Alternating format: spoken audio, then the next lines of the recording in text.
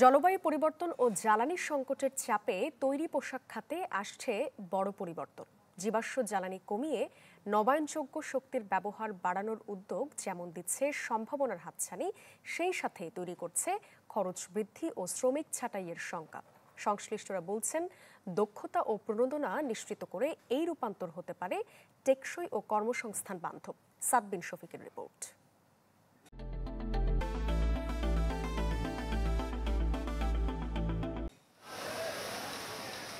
দেশের রপ্তানি আয়ের ৮০% বেশি আসে তৈরি পোশাক শিল্প থেকে। এ শিল্পে ৩,০০০-এর বেশি কারখানায় কর্মী সংখ্যা প্রায় ৫০ লাখ। অন্য খাতের মতো তৈরি পোশাক শিল্পেও সরকার চায় জীবাশ্ম জ্বালানির উপর নির্ভরতা কমিয়ে নবায়নযোগ্য জ্বালানির ব্যবহার বাড়াতে। এজন্য ধীরে হলেও ব্যবহার বাড়ছে সৌরবিদ্যুতের, তবে শঙ্কা আছে এতে খরচ বেড়ে যাবে উদ্যোক্তাদের। বলা হচ্ছে, কারখানাগুলোকে নবায়নযোগ্য শক্তিতে স্থানান্তর করলে উৎপাদন ব্যয় বাড়তে পারে ১৫ থেকে ২০%।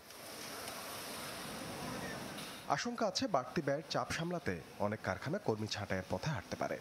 আন্তর্জাতিক শ্রম সংস্থার ২০২১ সালের এক গবেষণায় দেখা যায়, পরিবেশ বান্ধব প্রযুক্তিতে রূপান্তরে ১০ থেকে ১৫% শ্রমিক চাকরি হারানোর ঝুঁকিতে পড়তে পারেন। রূপান্তরটা ন্যায্য করতে হবে। এখন ন্যায্য করতে হলে আমাদের প্রথমেই যেটা দরকার, সেই রূপান্তর প্রক্রিয়ায় কারা কারা অন্যায়ের শিকার হতে যাচ্ছে, কারা অবিচারের শিকার হতে যাচ্ছে। তা সেক্ষেত্রে শ্রমিক হচ্ছে একটা সবচেয়ে বড় গোষ্ঠী। আমরা যদি প্রস্তুতি না নিয়ে শুধু আলোচনা করি, তাহলে যে ক্ষতিগ্রস্ত হয় সে ক্ষতিগ্রস্ত হবে।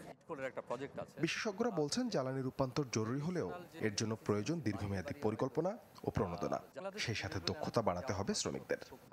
আমি ধরে নিলাম যে এই ট্রানজিশনের ফলে শ্রমিক যারা আছে তারা কিছু শ্রমিক জব হারাবে, তাহলে আমি তাদেরকে কোথায় রিপ্লেস করব?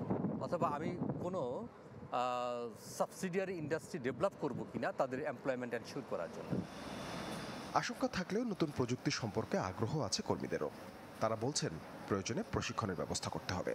অনেক ক্ষেত্রে দেখা যায় মালিকের উৎপাদন খরচ বেড়ে যায়, এর কারণে শ্রমিকদের ছাঁটাই করা হয়। এটা কোনোভাবে গ্রহণযোগ্য না। আমাদের এমন একটা ব্যবস্থা করে দেওয়াটা উচিত যেটা যে আমরা পরে কিছু করে একটা খেতে পারি। নতুন যদি প্রযুক্তি আসে তো অবশ্যই লুক লাগবে, লুক লাগলে আমরা যদি ট্রেডিং প্রাপ্ত করায় তো অবশ্যই আমরা কাজ করতে পারবো, মানায় চলতে পারি। ওরকম জিনিস আসুক, এটাই আমরা চাই। আর ওরকম থাকলে আমাদেরও ভালো হবে, মালিকেরও ভালো হবে। তবে মালিক পক্ষের দাবি, শক্তির রূপান্তর হলে কাজ হারাবেন না শ্রমিকরা, বরং সৃষ্টি হতে পারে নতুন কাজের ক্ষেত্র। এর মাধ্যমে কিন্তু আসলে নতুন নতুন আরও অনেকগুলো সেক্টর উন্নত হয়, আমাদের প্রোডাক্টিভিটি বাড়ে। ফলে অন্যান্য খানে ওই প্রোডাক্টিভিটি বাড়ার কারণে তার যে সাপোর্টিং যে মেশিনারিজগুলো আছে সেখানে আসলে আরও বেশি লোক লাগে। ফলে আমি মনে করি যে এই আধুনিক মেশিন বা আমাদের জ্বালানি সাশ্রয় মেশিনের মাধ্যমে আসলে লোক কম লাগে না, ভিন্নভাবে যদি আমি চিন্তা করি আসলে লোক আরও বেশি আমাদের চাকরি অপরচুনিটি সৃষ্টি হয়। কর্মী প্রশিক্ষণে সরকারকে উদ্যোগী হওয়ার পরামর্শ শিল্প মালিকদের। বলা হচ্ছে, তৈরি পোশাক শিল্পে নবায়নযোগ্য শক্তির ব্যবহার বাড়লে যে পরিমাণ শ্রমিকের কাজ হারানোর আশঙ্কা থাকবে, তার চেয়ে অনেক বেশি সুযোগ সৃষ্টি হবে নতুন কর্মসংস্থান সৃষ্টির। এখন দেখার বিষয়, প্রশিক্ষণের সুযোগ সৃষ্টির মাধ্যমে সেই সম্ভাবনার কতটা কাজে লাগাতে পারে তৈরি পোশাক কারখানাগুলো। সাদবিন শফিক, চ্যানেল 24, নারায়ণগঞ্জ।